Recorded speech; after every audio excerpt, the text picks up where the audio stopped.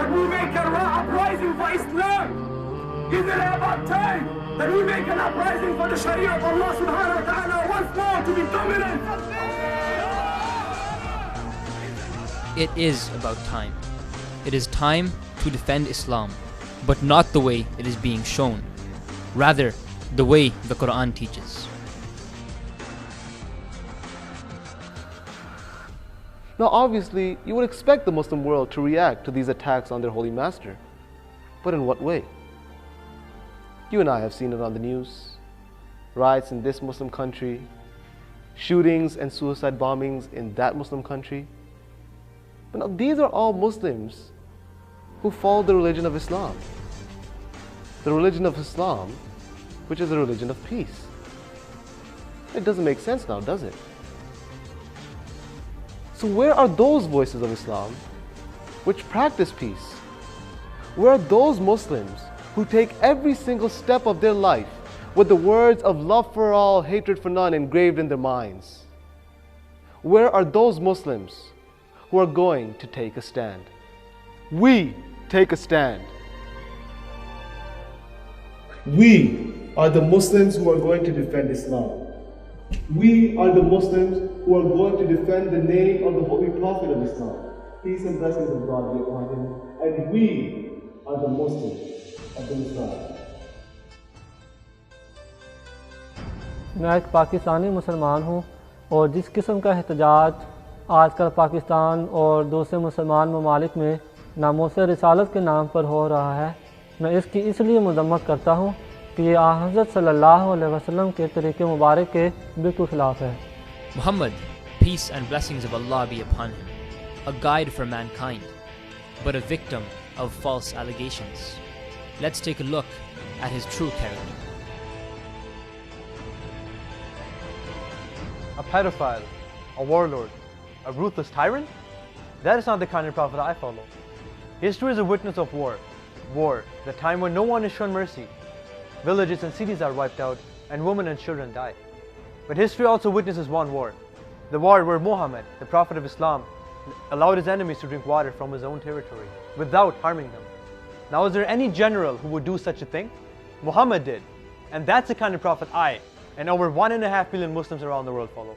In his last sermon, he advised that even as fingers of two hands are equal, so are two human beings.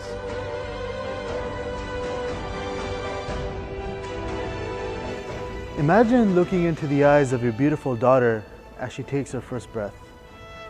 You decide to name her Zainab. You are part of this girl's every sadness and every happiness and every sensitive matter of life.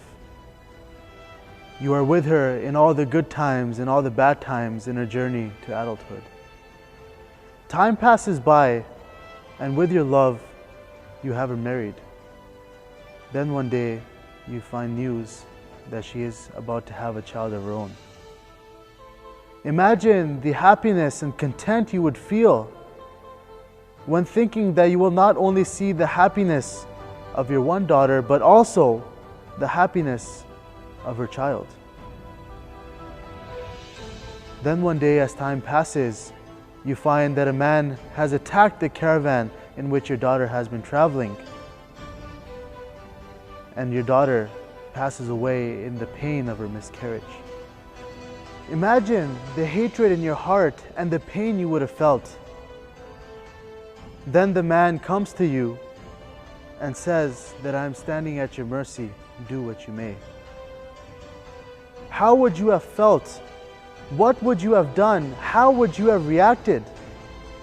While a normal man would feel no regret in taking revenge upon the man who caused the death of his daughter, the Holy Prophet Muhammad, may peace and blessings of God be upon him, forgave him. Yes, the same Muhammad, may peace and blessings of God be upon him, that is now blamed of being a violent, bloody, careless, and merciless killer. This is the perfect example of mercy and forgiveness. This is the example of the Prophet Muhammad, peace and blessings of Allah be upon him.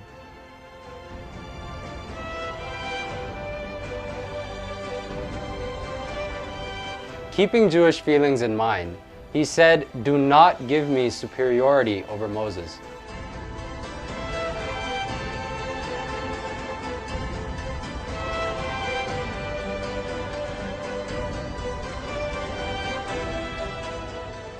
Makkah, Saudi Arabia. A man, kind of like me and you in a lot of ways, gathers his townspeople and his family on top of a mountain. And he asks them one simple question. He asks them, "Oh my people, oh my family, if I were to tell you that there's an army behind this mountain coming here to kill you, would you believe me?" Everyone unanimously replied, "Of course we will believe you, for you are the most truthful and the most trustworthy person we have ever known." Hearing this man went on to make a proclamation which shook the very foundation of faith as we know it. He said, "Then I am telling you that I am a messenger of God, and I have a message for you." The immediate reply, denial and persecution. 13 and a half years of brutal persecution. Persecution to the extent that you can't even begin to imagine. Persecution to the extent that he had to leave his homeland and his family behind. Now, let's fast forward a few years. This same man, once beaten, once boycotted, once persecuted, once exiled from his own homeland, returns, but this time with an army of 10,000 by his side, to conquer his homeland, to conquer those same people who persecuted and exiled him. But what does he do when these people surrender? He doesn't persecute them. He doesn't exile them. He doesn't beat them. He doesn't boycott them. What does he do?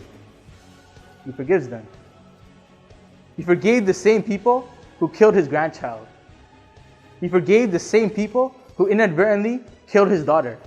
He forgave the same people who killed the only man whom he called his brother. This man had the very essence of mercy imbibed within him. What was this man's name? You already know. Prophet Muhammad, peace be upon him, invited a group of Christians to his mosque, saying, anyone who wishes to worship God can do so here, because a mosque is built to worship God.